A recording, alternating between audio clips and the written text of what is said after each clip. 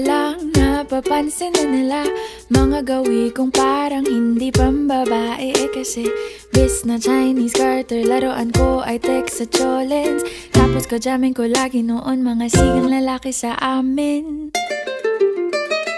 Nung ako'y mag-high school ay napabarkada sa mga bay. Curious na babae na ang hanap din ay babae. Sa halip na makeup kit, bit-bit ko ay gitara. Tapos pormahan ko lagi ay long sleeves na t-shirt at faded na lonta. Pero nung makilala kita, nagbagong bigla ang aking timpla. Natutuwa ko na magpariband at mag-ahit ng kilay at least once a month. Hindi ko alam kung anong meron ka na sa akin ay nagpalambot ng bigla. Sinong mag-aakalang lalaki pala ang bibihag sa tulad kong tigreng gala.